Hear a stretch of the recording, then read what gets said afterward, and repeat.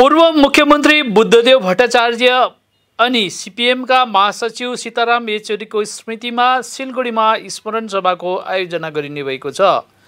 उक्त स्मरण सभा आगामी 19 सेप्टेम्बर अपराह्न 3 बजे सिलगढीको दीनबन्धु मञ्चमा आयोजना गरिनेछ। दार्जिलिङ जिल्ला वामफ्रन्टका संयोजक जीवेश सरकारले आज सिलगढीको अनिल विश्वास भवनमा एउटा पत्रकार सम्मेलन गरेर यसबारे जानकारी गराएका छन्। यस अवधि दार्जिलिङ जिल्ला वामफ्रन्टका सचिव तथा पूर्व सांसद समन पाठक पनि विशेष रूपमा उपस्थित थिए।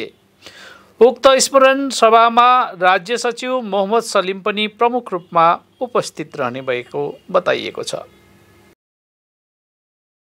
আপনারা জানেন যে আমরা আমাদের প্রাক্তন মুখ্যমন্ত্রী আমাদের পার্টির নেতা জননেতা কমরেড বুদ্ধদেব ভট্টাচার্য প্রয়াত হওয়ার পরে আমরা শোক মিছিল করেছি, আমাদের তার প্রতি শ্রদ্ধা জ্ঞাপন করেছি। কিন্তু আগামী 19 তারিখে আমরা স্মরণ অনুষ্ঠান করব, স্মরণ সভা দীনবন্ধু মঞ্চে বিকেল 3টের সময়। আমাদের রাজ্য সম্পাদক মোহাম্মদ সেলিম এই স্মরণ সভাতে উপস্থিত থাকবেন।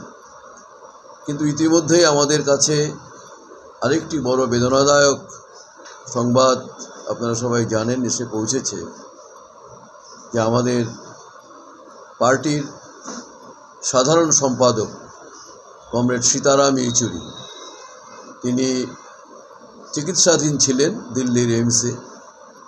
আসলে তার ফুসফুসের সংক্রমণ হয়েছিল,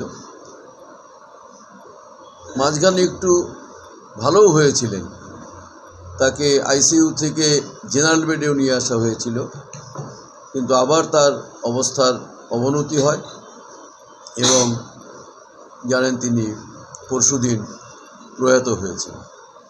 আমরা গতকাল তার প্রতি শ্রদ্ধা জানিয়ে শোক মিছিল আমরা করেছি।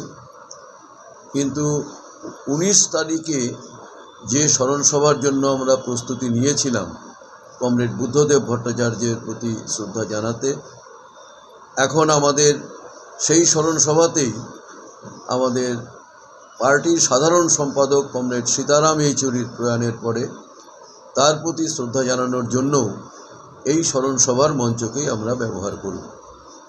আপনাদেরকে দ্রুততার ভিত্তিতে ডেকে এই কথা বলার কারণ হলো যে আমরা যে আমন্ত্রণপত্র ছাপিয়েছি 19 তারিখে স্মরণসভার জন্য, যখন আমরা ছাপিয়েছি, যখন প্রচার করা শুরু করেছি, তখন তো আমাদের সাধারণ সম্পাদক কমরেড সীতারাম ইয়েচুরি তিনি তো আমাদের মধ্যে ছিলেন। কিন্তু তিনি গত পরশু প্রয়াত হওয়ার পরে এই স্মরণসভাকে আমাদের এই দুজন নেতার স্মরণসভা হিসেবে আমাদের পালন করতে হবে।